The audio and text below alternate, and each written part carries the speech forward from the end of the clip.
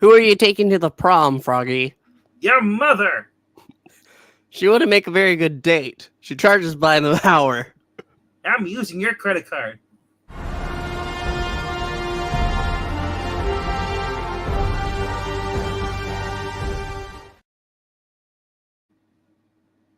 Hello there. Welcome back to, of course, here on the Geeky Puppet Show for Superman and Lois, Season 3, Episode 5. And I am Puppeting, not a bird, but I may be a plane. But joining me, as always, of course, is Froggy. Hello, everybody. No, that's me. No. Yes. No, yes, what? No. I'm so confused. For what? What time is it? It's tool time That's right. That's the time. of the season. So it's prom night, basically. It's a Valentine's Day dance, but we're getting a continuation of Lois Lane being stubborn and Clark being a pushover. Being stubborn and still having cancer. What a combo. Yes, so Lois decides to go undercover at the hospital that's owned by Bruno Mannheim. And then she's also going to basically get her treatment there, but now she wants to sneak in and look at the files, figure out who or what Dr. Hook is. Because all I know is his name. It was mentioned. I gotta say this. Isn't Dr. Hook the leader of a band? Hooked on a feeling. No, different Hook. He's actually a DC Comics character, a villain, actually. I think he's Dr. Hook in the Medicine Show. Dr. Alistair Hook. During the night together. He's a DC comic book, but obviously they're basically changing him up because he was a criminal and serial child murderer. Oh. Yes. He is also known as Skyhook. Yes. What a fun character. But in the comic books, they've also shown him before in the animated series. He has a giant hook on his hand. Yes. Does he have an eye patch, though? No, but he has sunglasses. Does he wear them at night? I don't see anything about this. It's relevant. Neither do I. Hey, how's it going? Well, what a coinky dink. Neither do I. And neither do I. I don't understand what's going on here. Wally, I need you to shut up. We're having an interview here. Alicia, why don't you leave The Rock and come to me? The Rock is not here. We couldn't get him on the channel. I'm sorry. He's too busy mourning the loss of Black Adam. Chaos is happening. All right. Let's get focused. Yes. Listen, this episode isn't... What we're describing right now is like little bits and blobs. Lois, yes, she does go undercover while being stubborn about her cancer treatment. But apart from all that, we get the best Roger Stern kind of vibe here, man, from this story. While Clark is sitting there waiting, because there's two other ladies in the chair getting their chemo. And he basically starts talking, and this is a moment where we can see Superman realize that he can't save everyone. These women who basically have had breast cancer the second time, or one lady who lost her daughter. He is just ready to bawl his eyes out as well as I am watching this. What good is the Man of Steel and all his powers if he can't save people from a thing like cancer? And it just shows the horrors and, just the truths, about cancer. I'm surprised they didn't bring up any like the treatment problems and like how expensive it is, But anyway, Clark gets a new outlook on human life and as far as and just dealing with and how it's going to deal with Lois, because Lois will not make let anybody help. As far as this, it's her decision alone. When Clark doesn't feel like he wants to stay in it too, and eventually at the end of the episode, they do agree. Yeah, there is a dance going on that the boys went to. There is a further plot advancement for basically is Jonathan's girlfriend found a place to live with her aunt, but it's 4 hours away, and well, he's like, "Oh, I'll see you on the weekends." The only problem is that he was offered by Kyle to work to become a firefighter on the weekends, training, and he ends up confessing this, telling this to his girlfriend at the dance, and she says, "Don't worry about it. You've done so much for me. I don't want you to give up your dream." So she wants him to choose being a firefighter over her.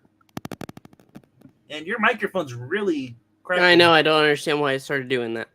Sorry. But yes, that's that. Bruno Mannheim pretty much catches Lois out in this episode. He catches her and gives her a tour of the facility, claiming the story about his mother, how his mother got sick from. Well, turns out this what they call southern or basically it's what's it called something Bay. Crap. What is the name of that? It was it's aka suicide slums, but he calls it something else now. And he says growing up there in southern metropolis, no one knew anybody there that there was a chemical dumping ground right next to it. His mother ended up getting sick from poisoning. He said the company tried to get them responsible. They didn't care. They wiggled it all away. So he said he'd never let anybody else get sick in his city ever again, and that's why he's doing what he's doing. Dear God, CW, please don't try to turn him into a sympathetic villain.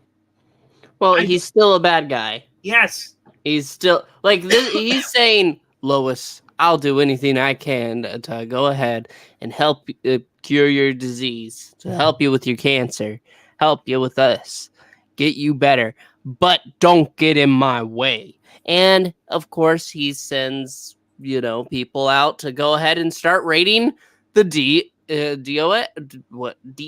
No, DEO. Knew some of those letters were there. Just go back to your time remembering watching Supergirl. How dare you? You evil little frog. I'm not evil, but I am little. Yes, so basically, okay, my favorite bit is at the end here. Can I say it? Can I talk about it? About your mother? No. About how Superman, after that mature conversation with Lois, he needs to go. So he flies over because the DEO is being raided by this figure with a kryptonite knife, and he has to fight him, and he can just sort of go phase through things. Yeah, he basically has the powers of the Flash when it comes to phasing, like or Kitty Pryde. Yes, indeed. I'm trying to see if the realistic who the guy is here, the villain. No, they really don't. They don't mention. Screw you, IMDb. But yeah. Anyway, yeah, this guy has the power of basically the phasing through, and well, I want to point out this is what made me so stupid here. Superman clearly when he comes in, sees the guy in some kind of device. He's downloading information off the DEO server. Instead, goes to fight the guy instead of just using his heat vision to destroy the computer database. Yeah. I know. But there is something, like, this fight is very cool and all, but the best part is what happens elsewhere, because it was kind of a diversion-ish. I mean, there was a goal there, but they went to other facilities as well. Yes. And one. If you saw the thumbnail, you'll know where we're going. Yes. So that means, of course, that a certain corpse is brought in before Bruno. And he might not look like much now, but just you wait. And Bizarro's gonna be back, baby! Yeah. They sell the technology of Superman's blood to revive stuff, and the guy who I'm trying to figure out who was. If they say what his name is in here, it just drives me nuts. Like they don't say what his name is, as far as the villain that fights against Superman. Oh, right. I there was no hint of what he was, and I looked on Twitter. I didn't Yeah, see anything. It seems like it's I don't think it's just a random villain, but it's one of little consequence. yeah, yes. But basically, the guy fights against Superman and is basically Superman's kicking his ass there, until Superman finally gets up hand and he leaves the guy and he stops phasing and he's stuck in the wall. Yeah. Pretty sure he's dead. He said, Jim. But overall, see, I'm mixed. And Natalie has a whole sub story about I don't know if I can love a person. I've never loved Well, anybody or kissed that anybody this is before. well. Don't be so rude.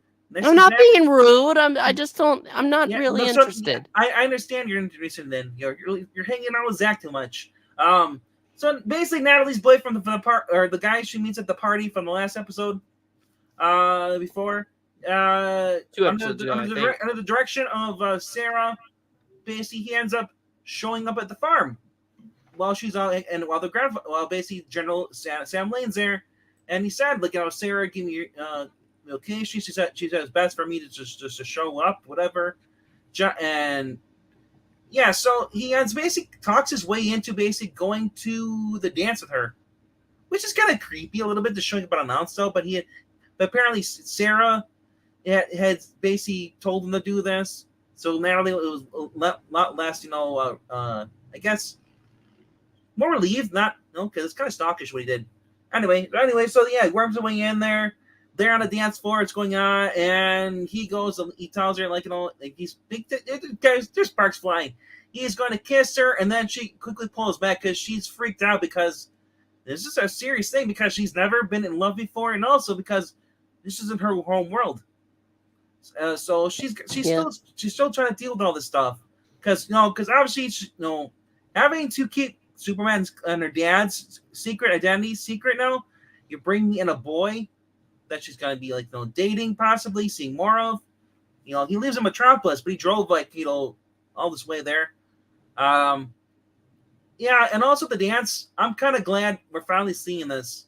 We get to see Kyle and Chrissy finally cut. Well, they're sleeping together now. They're becoming more of an item, and he basically calls her out to dance on the dance floor at the party at the.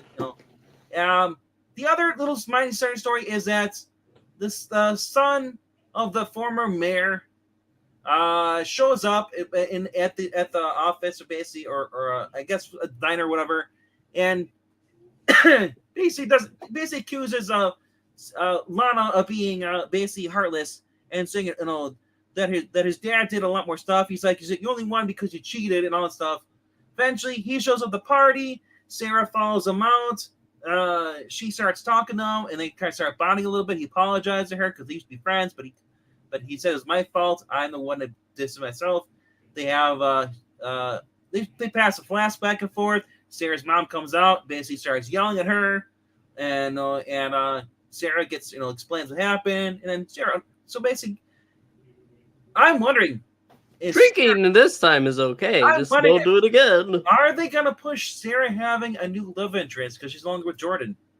Dear God, please no. This wimpy ass boy. Well, not him, but maybe someone else. Also, okay. Jonathan and Candace are gonna be long distance dating. So there's always a chance that we might not see Candace again. And who knows? Imagine if Jonathan and Sarah started dating. How dare you? I'm just saying, this is typical of teenage girls. I've been through this crap with Vampire Diaries. It's gonna happen. This isn't the Vampire Diaries. It's better than that. This is the Superman Diaries. But I don't know. I'm just glad that Kyle's finally moving on, and I'm glad they went away with the whole thing with John Henry and Lana kind of flirting back and forth. I'm like, oh, you dodged a bullet. I don't care about them. Uh-huh. Overall, it's a fine episode. It's another fine episode. I think that you can have a good time with it. But I feel like a lot of it is a little more fluffy than usual, but it's not bad. I'm very interested in seeing Bizarro. I love him. He's great. He was great last time, and he'll be even better, dumber. Because he'll be more zombie-like, I'm pretty sure. And so slower. Be Superman. Yeah, we'll find out what's going on with that. And in the meantime, I kind of looking forward to the next Episode. Yeah. Me too. Let's see here for the next episode. Sarah, is this Lana and Sarah have a run-in with an old friend at the diner, and Natalie has a surprise visitor. It's your mother. Oh, that's the wrong one. That's today's. All right, today's head on. I don't know why. Of Sound Mind, yes. Doesn't tell you either who it is, what's going on, but we'll find out. This show has been great, handling the emotions, storytelling.